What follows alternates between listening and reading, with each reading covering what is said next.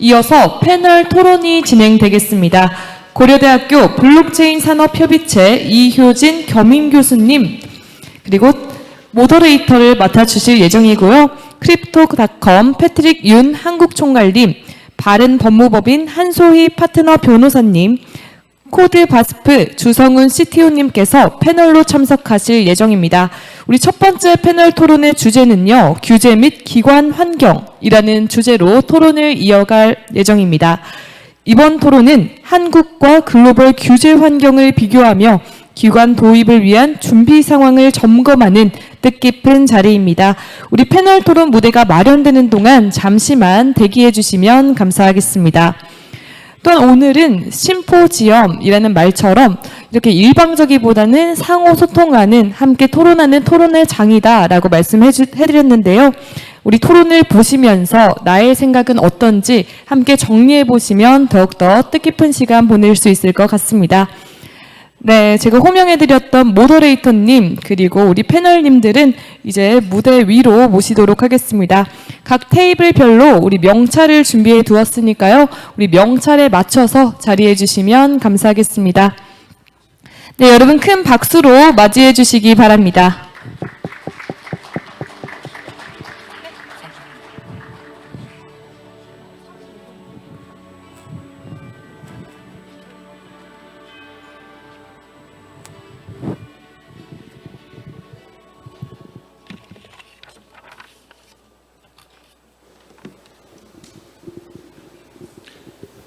안녕하십니까. 오늘 이런 뜻깊은 자리에 첫 번째 패널 모더레이터를 맡게 된 고려대학교 이효진 교수입니다. 저는 지난 한 30년간은 공무원으로 살았습니다. 정보통신부와 국무총리실, 금융, 경제를 주로 담당하는 파트에서 근무를 했고요. 23년도에 경제조정실장으로 마지막으로 해서 퇴직을 하고 지금은 고려대에서 디지털 자산 규제 정책을 강의하고 있습니다. 아까 소개드렸는데 제 소개할 때 블록체인 협의체 이야기를 하셨는데 그거는 고려대에 있는 건 아니고요. 제가 가기부에 블록체인 협의체 에이블이라고 있습니다. 거기 자문위원장을 맡고 있어서 그게 소개되었습니다.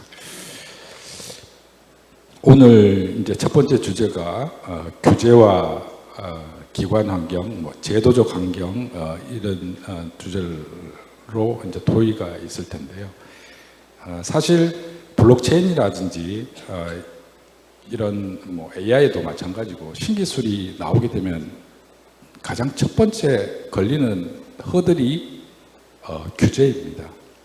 그런데 규제는 아이러니컬하게도 이게 이용자 보호라든지 불법 행위 방지를 위해서 그 행위를 제약하는 부분도 있지만 반대로 그 새로운 서비스가 시장에 나오고 또 산업이 될 수 있는 그런 채널을 제공하기도 합니다. 기회를 제공하기도 하는 거죠. 그죠? 특히 우리나라 같이 포지티브 규제 시스템, 법에서 정해진 것만 할 수 있는 규제 시스템에서는 규제 제도화 이게 굉장히 중요합니다. 지금 보면 최근에 이제 우리 블록체인 업계에서도 보면 스테이블 코인이 굉장히 핫한 이슈가 되는데 지금 미국이나 이런 미국에서는 이미 제니시스 법을 제정을 했고요.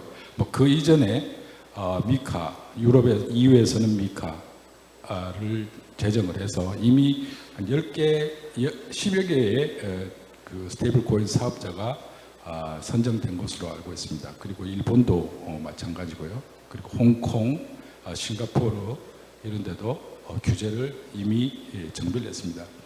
이러한 나라의 규제 정비는 결국은 보면은 자국의 블록체인 산업의 발전과 경쟁력 확보 이런 데 초점이 있습니다.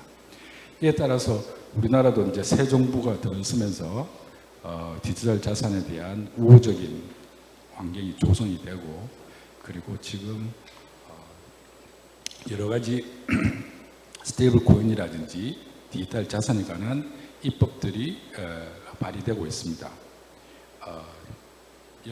지금 한 5개 정도 있죠. 그 중에 하나는 제가 좀 참석을 해서 거기 이제 입법 발의안을 만들 때 좀 했습니다. 근데 그리고 또 국정과제에 보면 이런 부분도 있습니다. 블록체인 기본법을 만든다는 것도 있습니다. 이거는 금융위 쪽이 아니고 과학기술정보통신부에서 추진하려고 합니다. 이렇게 국내적으로 굉장히 관심을 받게 된 이런 주제가 결국은 제대로 된 규제를 만드는 성과를 가져와야 됩니다. 그래서 오늘 이 자리가 거기에 기여하는 소중한 정보와 자산을 제공하는 것으로 기대합니다. 자, 그래서 오늘 토의에는 업계라든지 법조계 전문가분들 3분 모셨습니다. 크립토닷컴의 한국 대표이신 패트릭 윤 대표님과, 그리고 법무법인 바른 한서희 변호사님, 그리고 코드파스프의 조성훈 CTO를 모시고 논의를 하고자 합니다. 먼저 우리 패트릭 윤 대표님께 제가 한번 좀 질문을 드려보겠습니다. 아까 그 환영사에서도 이야기하셨지만 지금 우리나라가 굉장히 중요한 시기다라고 이제 이야기를 하셨는데, 지금 글로벌리 보면 우리나라 규제가 어떤 방향으로 가고 있는지 팩트는 알겠는데 그거에 대한 각 나라마다의 어떤 특징이라든지 이런 것들은 무엇이고, 그리고 만약 지금 우리나라의 규제 환경, 만약에 이제 앞으로 이제 만들어질 규제 환경이기도 하지만 외국 기업들이 우리나라에 이렇게 와서 투자를 하고 하려고 그러면 어떤 규제 환경이 필요한지, 가능하시면 이제 싱가포르나 홍콩 이렇게 경험이 많으신 그런 지역들 하고 비교를 해서 이런 부분들은 우리나라의 규제가 이렇게 됐으면 좋겠다라는 걸 한번 해주시고, 혹시 가능하시다면 우리나라가 아시아 리더십 아니면 글로벌리 리더십을 확보할 수 있는 역량이라든지, 만약 그걸 하려면 어떻게 해야 되는지 거기에 대한 의견들을 고견을 부탁드립니다. 네. 질문 감사드립니다.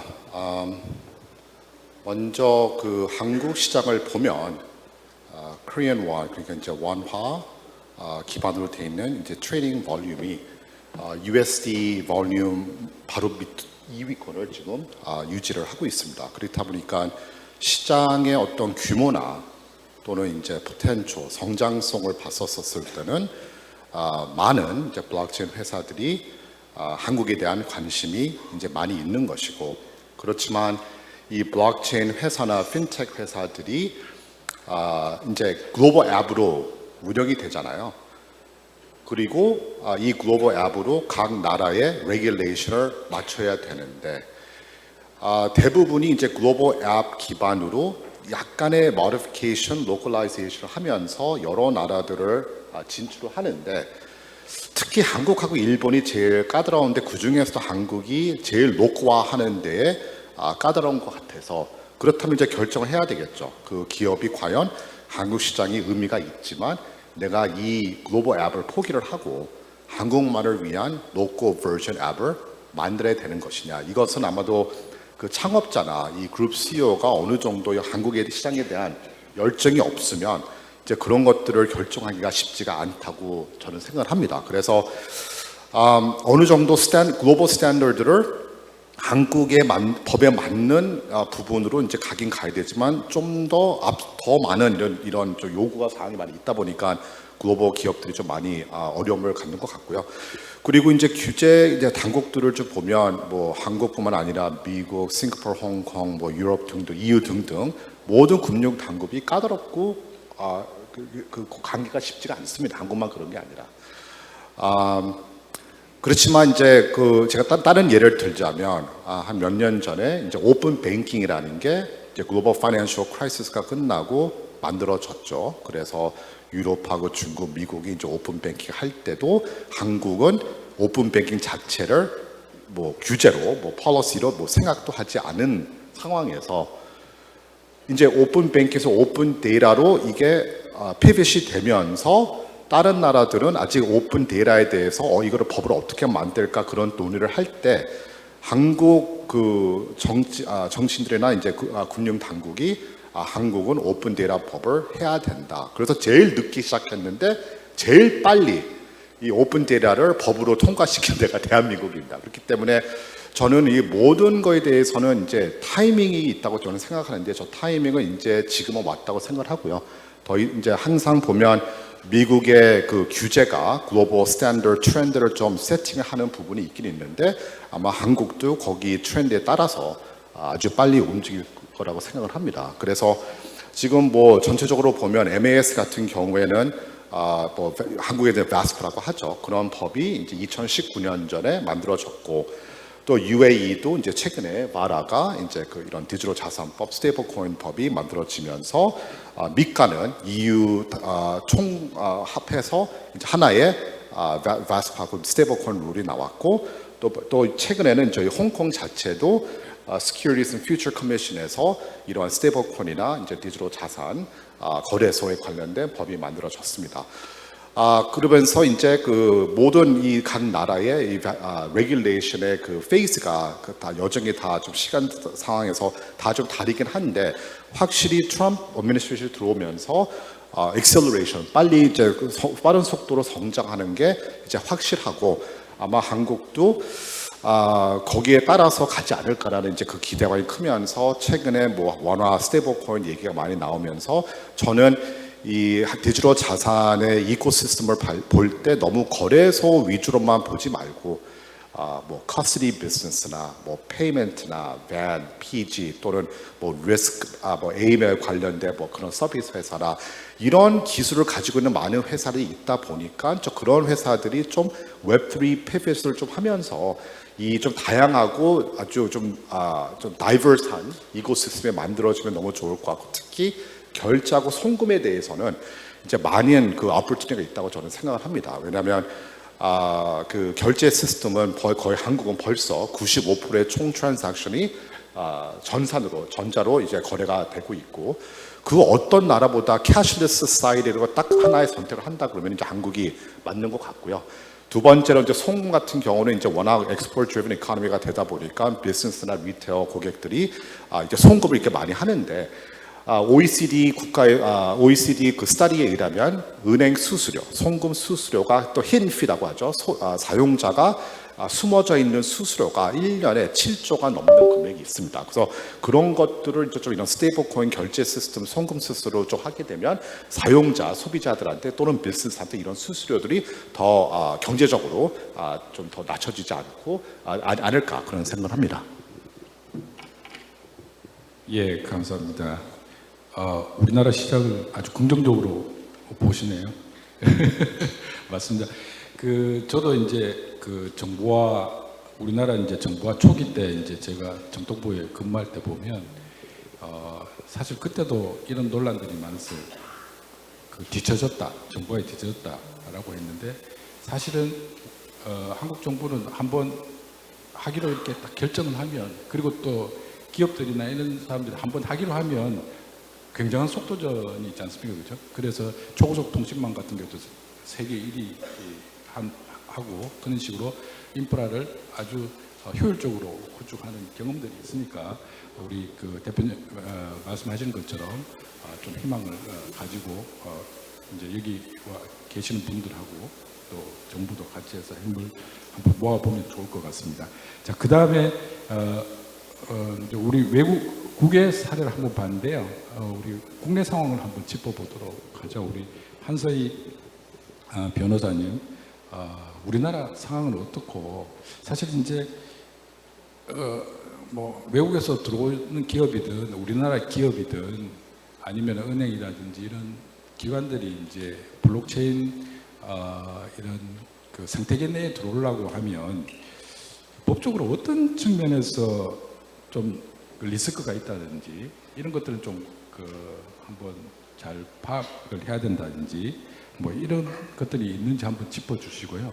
그리고 이제 지금 한참 스테이블 코인이라든지 디지털 자산 2단계법 하고 있는데 사실은 결국은 이제 이 규제의 그 두 가지 중요한 이슈는 안정성을 어떻게 구상을 하고 또 그럼에도 불구하고 혁신성이 침해되지.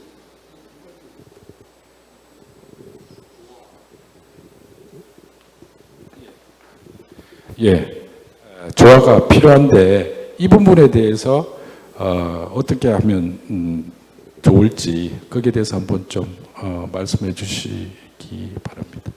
예. 우선 전체적으로 규제 체계를 한번 좀 쭉 설명을 드리고, 그 다음에 이제 개별적으로 모호한 부분에 대해서 말씀을 드린 다음에 이제 혁신과 어떤 규제 사이에 균형점을 찾는 뭐 이런 관점에 대해서 한번 말씀을 드리면 될 것 같습니다.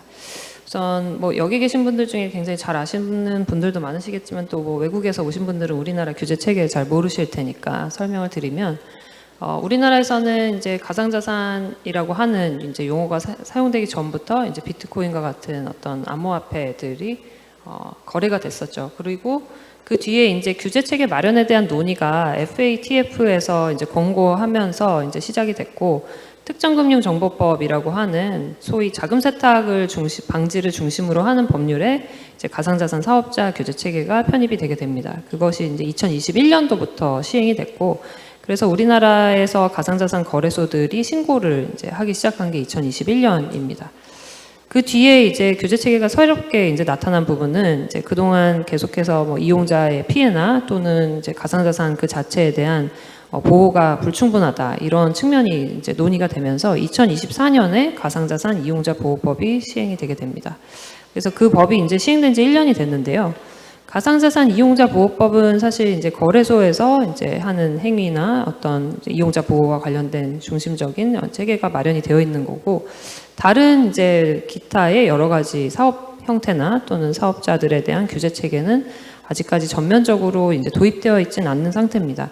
그래서 그 부분에 대한 논의가 지금 현재 이제 새로운 정부 들어서면서 디지털 자산 기본법이라는 형태로 논의가 되고 있는 거고, 국회에서도 이제 몇 개의 법안들이 발의가 되어 있는 상태입니다. 근데 이 부분과 관련해서는 우선 이제 가상자산이고, 그다음에 이제 이어서 말씀드릴 게 토큰 증권이고, 이제 스테이블 코인인데, 우선 가상자산과 관련해서도 아직까지 모호한 측면이 되게 많이 있습니다. 잘 아시겠지만 이제 법인들의 참여가 여태까지 사실상 제한이 되어 있었고요. 2024년까지는 사실상 법인 참여가 불가능했었고, 법인들에 대한 이제 가상자산 거래가 이제 점진적으로 허용이 되고 있는데, 현재까지는 이제 비영리법인과 거래소 중심으로 매도 거래만 허용이 되고 있는 상태입니다. 그리고 하반기에는 이제 매도 거래 및 매수 거래가 허용이 될 예정이고, 또한 일반 법인도 거래할 수 있게 확장이 될 예정입니다. 아직까지 이제 모호한 부분은 금융기관이 그럼 언제부터 가상자산 매도 매수할 수 있느냐, 여기에 대해서는 아직까지 나와 있는 가이드라인이 없기 때문에 현재로서는 알 수 없는 상황입니다. 이것이 이제 어떻게 생각하면 외국과 굉장히 큰 차이점인데, 이런 부분들은 이제 외국에서 오신 이제 뭐 의뢰인들이나 뭐 이런 가상자산 업계 종사자들에게 설명을 하면 굉장히 놀라는 부분입니다. 아니 어떻게 법인 참여가 안 되냐, 그게 말이 되냐 라고 하시는데, 그게 실제고 우리나라의 이제 트레이딩의 99%가 2024년까지는 다 리테일이었습니다. 그런 특수성이 있고, 또한 이제 법인 참여와 관련된 모호성이 있는 상황이고요. 그 또 한 가지로는 이제 저희가 이제 ICO가 아직까지는 금지되고 있습니다. 이제 기본법이 시행이 되거나 이제 제정이 되게 되면 이 ICO와 관련돼서 우리나라에서 토큰을 이제 일반 퍼블릭에게 어퍼링하는 형태가 가능해질 것으로 예상이 되는데, 그 부분이 언제 어떻게 가능해질지 그 부분이 아직까지 정확하게 정해지지 않은 상태입니다.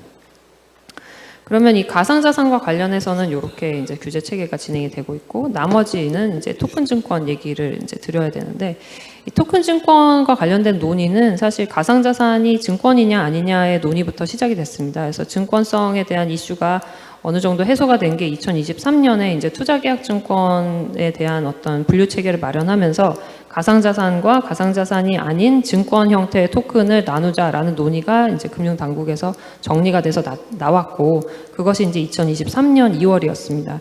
그 다음에 이제 토큰 증권 형태로 법안을 발의를 해서 이제 토큰 증권 거래가 가능하게 하도록 하는 이제 법안들이 많이 발의가 됐지만, 아직까지 우리나라에서는 이 법안들이 통과되지 못한 상태입니다. 그래서 소위 외국에서 말하는 RWA라고 하는 것들이 지금은 이제 전면적으로 거래되기는 어려운 상태고, 그리고 지금 금융당국에서 내주신 어떤 가이드라인 내지는 어떤 그 계획에 따르더라도 이 해외에서 말하는 RWA보다는 훨씬 더 좁은 범위가 이제 토큰 증권 형태로 거래될 수 있을 것으로 보고 있습니다. 그 아까 김영준 센터장님께서도 말씀을 해주셨는데, 지금 금융당국에서 내놓은 바에 따르면 국채나 MMF 같은 것들은 사실 토큰화가 어렵습니다. 근데 잘 아시겠지만 RWA 상품 중에서 대부분 거래가 지금 활성화되어 있는 것은 MMF 토크나이제이션 상품이나 이제 국채, TB를 가지고 토크나이제이션한 상품이기 때문에 우리나라에서 RWA라고 말하는 토큰 증권이 나온다고 하면 그것이 어느 정도 거래가 되고 어느 정도 활성화될지 좀 모호한 측면이 있습니다. 그래서 이 부분들은 사실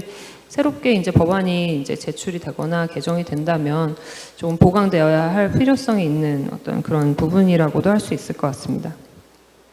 그리고 토큰 증권과 관련해서도 조금 이제 모호하거나 이제 외국과는 다른 측면이 있다면, 이 부분들이 지금까지 논의된 바에 따르면 퍼블릭 체인을 사용할 수 없고 프라이빗 체인으로만 이제 사용할 수 있다라고 이제 발표가 된 점이 있습니다. 그래서 기본적으로 RWA는 사실 다른 나라에서는 다 퍼블릭 체인을 기반으로 발행이 되고 있죠. 그래서 굉장히 여러 개의 체인들이 활용이 되고 있습니다. 뭐 다양한 레이어 1 체인들이 활용이 돼서 뭐 이더리움은 물론이고 솔라나라든지 폴리곤이라든지 우리가 알고 있는 많은 체인들이 활용이 되고 있는데, 우리는 우리가 자체적으로 만든 프라이빗 체인을 기반으로 해서 토큰 증권을 발행해야 되는 그런 상황에 있습니다. 근데 이것이 과연 토큰 증권 산업 활성화에 어떤 영향을 끼칠지 상당히 의문스러운 점이 있죠.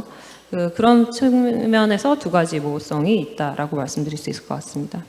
그 다음 이제 말씀드릴 부분은 스테이블 코인인데, 스테이블 코인 논의는 잘 아시겠지만 우리나라는 아직 법제화 안 되어 있는 상태고 굉장히 활발하게 법제화를 위한 논의가 이루어지고 있습니다. 그래서 기본법에 스테이블 코인과 관련된 내용이 들어가 있는 법안들이 지금 2개가 발의가 되어 있는 상태고, 스테이블 코인만을 위한 법안도 3개가 이제 발의가 되어 있는 상태입니다. 그래서 이제 가장 중심적으로 논의가 되고 있는 핵심 사항은 누가 발행 주체가 될 거냐, 그리고 준비자산 어떤 형태로 될 것이냐, 감독기구는 누가 될 거냐, 이런 중심으로 많은 논의가 이루어지고 있는 것 같습니다.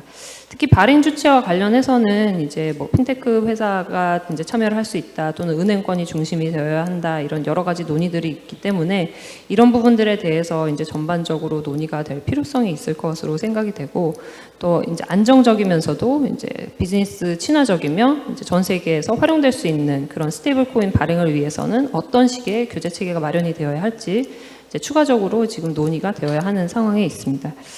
이런 것이 이제 우리나라 지금 현재의 규제와 관련된 상황이라고 정리를 드리면, 이제 그 다음으로 이제 제가 생각하는 이제 혁신과 뭐 규제 사이의 균형점을 어떻게 구현할 것이냐, 이런 부분을 말씀을 드려야 될 것 같은데요. 사실 우리나라 규제 체계가 이제 잘 아시겠지만 이제 EU를 또 추종하기도 하고, 어떤 부분에서는 일본 규제 체계를 가져오기도 하고, 또 어떤 부분에서는 미국의 규제 체계를 가져오기도 합니다. 근데 특이하게도 가상자산 관련해서는 일본 규제 체계를 굉장히 많이 보고 있는 측면이 있고, 또 뭐 유럽에서 미카가 나온 다음에 미카에 대한 이제 검토도 많이 이루어졌었죠. 근데 사실은 이제 우리나라는 원래도 이용자 보호가 굉장히 중요한 이제 나라인데, 또 일본과 이런 규제 체계는 또 거기다가 굉장히 보수적인 입장까지도 반영이 되어 있습니다.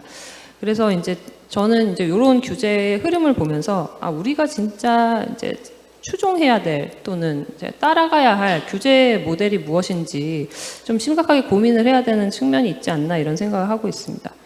기본적으로 우리가 가져가야 될 관점이 이용자 보호인지 아니면 이제 산업의 진흥인지 이런 부분부터 조금 한 가지 짚고 넘어갈 필요는 있다고 생각이 되어지고요. 물론 투자자 보호나 이용자 보호 굉장히 중요한 가치인 건 맞고 또 가상자산과 관련해서 이제 많은 피해자들이 있었던 것도 과거에는 사실이긴 합니다. 그런데 이제 지금은 사실 시대가 굉장히 많이 변하고 있죠. 이제 트럼프 행정부 얘기가 계속해서 나오고 있는데 이제 전 세계적으로 이제 가상자산을 단순한 어떤 뭐 투자 수단이라든지 뭐 이런 것으로 보거나 또는 이제 조금 이제 소수가 추종하는 열광하는 그런 이제 뭐 자산으로 보기보다는 어떤 메인스트림에 계속해서 편입되고 있는 상황이 있습니다. 그러다 보니까 이런 산업에 대한 관점 자체가 좀 변화될 필요가 있다고 생각이 되어지고 특히 산업의 성장이 있지 않는 이상은 이용자 보호가 어떤 의미가 있는지 사실 이용자 보호라는 말이 이제 구호에 지나지 않는 건 아닌지 이런 부분들을 생각할 필요가 있다고 생각합니다. 제가 이제 규제 체계를 많이 이제 마련하시는 분들과 대화를 하기도 하고 또 이제 컨택할 일도 많고 또 저도 규제 자체를 많이 보는 사람이다 보니까 이제 저희가 교훈으로 좀 삼아야 될 부분들은 이제 물론 과거에 있었던 것이긴 하지만 크라우드 펀딩이나 뭐 P2P와 관련된 규제 체계를 좀 반면 교사로 삼을 필요가 있다고 생각합니다. 사실 크라우드 펀딩이나 P2P 산업 같은 경우는 이제 규제가 만들어진 이후에 이제 산업이 성장하기보다는 산업이 굉장히 축소가 됐습니다. 그리고 이용자 보호라고 말을 할 것도 없이 이용자가 사실 없게 된 상황이 된 거죠. 그런데 이렇게 뭔가 그 훌륭한 우리가 어떤 아이디어란 가치를 가지고 규제를 만들었지만 실제 그 아이디어한 상황에 도달하기도 전에 산업 자체가 존재하지 않게 되는 상황이 된 뭐 그런 사례들도 있었다는 점을 좀 참고할 필요가 있다고 생각합니다. 이제 중요한 점은 이제 크립토 비즈니스는 단순하게 산업 성장이 중요한 비즈니스가 아니라는 점에 있습니다. 이 얘기가 무슨 얘기냐면 사실 이제 P2P나 뭐 크라우드 펀딩 매우 중요한 부분이고 활성화되면 이제 국내 산업과 이제 전체적인 이제 생태계 발전에 도움이 됩니다. 하지만 그 자체로 산업이 이제 해외 글로벌과 경쟁 관계에 있지는 않은데요.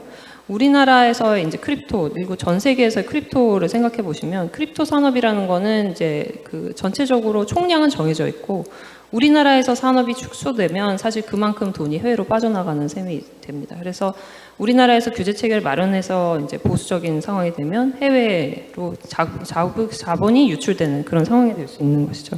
그래서 이런 측면을 반드시 고려해서 이 크립토 생태계를 고려할 때는 우리나라의 산업에 대해서 이제 혁신적인 어떤 성장을 이뤄내지 못하면 결과적으로 이제 그 크립토 자금은 그만큼 이제 국부가 유출될 수 있다라는 경각심을 가지고 이 규제 체계를 마련할 필요가 있다고 생각이 됩니다. 그래서 다시 돌아가면 그 이용자 보호와 혁신 사이의 균형은 결과적으로 산업 성장을 위한 어떤 관점의 변화와 제도적인 접근을 통해서 이루어질 수 있다고 생각하고 이런 측면이 더욱더 앞으로 좀 강화될 필요가 있다고 생각합니다. 예, 감사합니다. 굉장히 많은 내용을 짧은 시간에 잘 정리해 주셨습니다. 예, 사실 이제 규제를 만들면서 제일 걱정하는 것들이 이제 안정성, 혁신성 이걸 어떻게 조화시킬 것이냐 이런 건데 사실 예를 들어 주셨지만 토큰 증권 같은 경우에 그냥 그 폐쇄형 블록체인에다가 그 주식이나 증권은 하지 말고 비정형 증권만 하라 뭐 이렇게 하는 것처럼 사실 스테이블 코인도 사실은 결국은 퍼블릭 블록체인을 굉장히 활용할 수 있도록 해야 될 텐데 과연 법 제도가 그렇게 나올까 조금 그렇습니다. 왜냐하면 저도 이제 21년도에 가상자산 거래 관리 방안이라고 대책을 세울 때 제가 총괄을 해서 했는데 그때 이제 금융위를 설득하는 게 굉장히 힘들었어요. 왜냐하면 금융위는 금융위 나름대로의 금융 안정성이 또 중요한 가치이기 때문에 그런 것들을 이제 그 설득하고 깨고 하면서 이제 제도 방안을 만들었는데 과연 이제 지금 이제 규제를 새로 수립해야 되는 이런 단계에서 어느 정도까지 오픈 마인드가 될지 그거는 좀 지켜봐야 될 것 같습니다. 그래서 결국은 보면 제도적으로도 이렇게 만들어야 되지만 블록체인에서 기술적으로도 이걸 구현을 해야 될 필요가 있지 않습니까, 그죠? 특히 이제 자금 세탁 방지법 같은 경우에 굉장히 중요한 이슈가 되는데 우리 주성훈 그 CTO께서는 그쪽에 원래 여기가 이제 그 KYC나 AML 솔루션을 공급하는 회사이기 때문에 저희는 트래블로 하고 있습니다. 그렇죠. 트래블러. 죄송합니다. 자, 그러면 이 그 기술을 갖고 그 이제 그 디지털 자산 시장에서 이렇게 참여자들이 또 규제가 아니더라도 기술을 갖고 규제를 준수할 수 있는 방안들 이런 것들을 개발을 했지만 또 더 어떤 부분들을 더 할 수 있는 건지 이런 것들을 좀 해주시면 좋을 것 같고 그리고 블록체인 인프라가 이 자체가 혁신적인 역할 이런 것들을 생태계 내에서 하려고 그러면 어떤 것들이 필요한지 조금 말씀해 주시면 고맙겠습니다. 네, 사실 변호사님께서 너무 대부분의 내용을 말씀을 많이 해주셨는데 일단 규제랑 다들 생각하시는 게 규제와 혁신은 서로 이제 같이 갈 수 없다 이런 생각을 많이들 하시는 것 같아요. 저희도 어떻게 보면은 이 규제가 나옴으로 인해서 생긴 회사거든요. 그러다 보니까 아까 말씀하셨다시피 가상자산 이용자 보호법 나오면서 이제 트래블룰이 의무화되면서 저희가 기술 개발을 하기 시작했는데 FATF에서 가이드라인이 처음 나왔을 때는 가이드라인 자체는 이제 방법론에 가깝죠. 이제 그걸 가지고 우리나라에서 최초로 이걸 법제화를 전 세계에서 최초로 했고요. 그러다 보니까 한국에서 트래블룰 시행을 강제한 게 전 세계 최초로 하게 됐습니다. 그러다 보니까 어떻게 보면 제가 한국에서 이제 뭐 다들 아시겠지만 이제 거래소들의 주도에서 트래블룰을 이제 수행을 해야 된다라는 생각으로 이제 먼저 시작을 했고 이 블록체인 기술이라는 그 자체가 사실은 좀 트래블룰을 하는 것 자체가 좀 말이 안 되긴 해요. 처음에는. 왜냐하면 애초에 처음에 이 기술이 나온 이유가 국경이 없고 이 퍼블릭이라고 저희가 퍼블릭 체인이라고 부르는데 이 퍼블릭이라는 말 자체가 그냥 단순하게 저희가 이제 막 한국 내에서 퍼블릭을 얘기하는 게 아니라 정말 글로벌하게 전 세계 누구든 니모닉만 있으면 내가 내 이제 뭐 온 뱅크가 된다고 사람들이 얘기를 하죠. 내가 내 자산을 스스로 보유할 수 있고 누구한테 맡기지 않아도 되고 그거를 그 누구의 간섭 없이 사용할 수 있고 페이먼트를 할 수 있고 뭐 이런 거잖아요. 그리고 뭐 제가 니모닉을 잃어버리지만 않으면 내 자산을 영원히 지킬 수 있는 이런 개념인데 사용자들로 하여금 너가 여기에 돈 보낼 때 이제 다 확인해야 돼 라고 하는 좀 약간 상반된 내용이긴 합니다. 그럼에도 불구하고 이제 이용자 보호라는 관점에서 봤을 때는 트래블룰은 사실 기존 금융에서는 이미 다 하고 있어요. 네. 뭐 해외 송금 해보신 분들 다 아시겠지만 이 레미디를 받는 사람이 누구인지 뭐 주소가 뭔지 뭐 이걸 핸들링하는 금융기관은 어딘지 스위프트 코드도 있고 다 있죠. 라우팅도 하고 기존에 이미 다 있는 거를 그대로 적용한 거에 가깝거든요. 그래서 저희도 굉장히 흡사한 형태로 만들어져 있고요. 그러다 보니까 이게 FATF에서 가이드라인이 나왔기 때문에 국내에서도 저희가 먼저 시작을 해서 했지만 전 세계적으로 대부분의 가상자산 사업자 위주로 아직까지는 가상자산 사업자 위주로 기술 개발은 다 되어 있는 상태입니다. 그래서 뭐 트래블룰을 지금 당장에 꼭 필요한 건 이제 KYC, AML, 트래블룰 그리고 뭐 WLF 뭐 등등 이제 규제를 지키기 위해서 필요한 것들이 있는데 트래블룰 사업자만을 봤을 때는 이제 저희 포함해서 글로벌하게 뭐 한 7개, 8개 정도 이제 회사들이 있고요. 근데 거기서 이제 중요한 건 이제 한국 내에서만 돌아다니는 게 아니라는 점이에요. 그러다 보니까 저희가 생각할 때 이 기술에서 가장 중요한 것 중에 하나는 표준입니다. 표준. 근데 이 부분도 이미 인터바스프에서 이제 그 G20 이후에 다 모여가지고 논의를 해서 표준 규격을 만들어냈어요. 그래서 저희도 그 표준 규격을 따르고 있고 대부분의 트래블룰 회사들은 이 표준 규격을 따르고 있습니다. 일부 그렇지 않은 곳도 있긴 해요. 그런데 대부분은 따르고 있고, 그리고 이거에 대한 이해도가 이제는 이제 한 나온 지 거의 3년 넘었기 때문에 대부분 가지고들 계세요.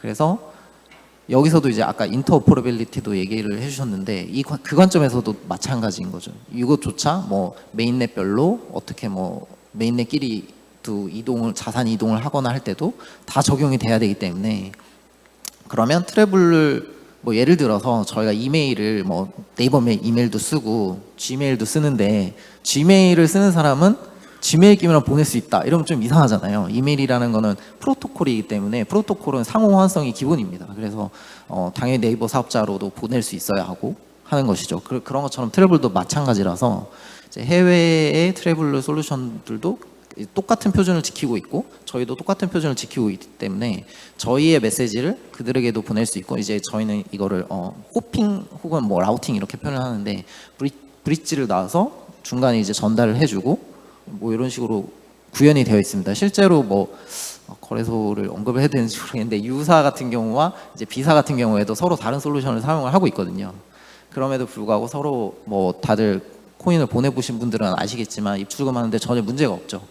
그런 것처럼 이미 그런 인프라는 완성이 되어 있는 상태고요. 그리고 이제는 그 단순히 뭐 구축을 한다가 아니라 더 이제 발전을 시켜야 되는 단계에 왔습니다. 근데 그게 이제 스테이블 코인 얘기가 나오니까 거기서 이제 페이먼트까지 간다? 그랬을 때는 사실 이거는 어떻게 적용을 해야 될지 당장에는 잘 모르겠어요. 하지만 가야 할 길은 명확하게 있는 것 같습니다. 예, 감사합니다. 그러니까 이제 정책 담당자나 이렇게 보면 그런 고민이 있어요. 자, 이런 문제가 있는데 이거 기술적으로 해결이 돼? 그러면은 그냥 제도적으로 할 수 있어요. 근데 그거 기술적으로 좀 어려운데요. 그러면은 그럼 제도로 보강을 해야 되거든요. 절차적으로. 이제 그 부분을 어떻게 하느냐에 따라 가지고 이제 그 생태계 자체를 죽일 수도 있고 살릴 수도 있고 이렇게 되니까 바라기는 기술이 더 그 구현이 돼서 그런 고민들을 좀 줄여줬으면 하는 바람입니다. 예, 시간이 더 있으면 좀 더 많은 이야기를 심도 있게 이야기할 수 있었을 텐데요. 시간 관계상 오늘 토의는 뭐 이 정도로 하고요.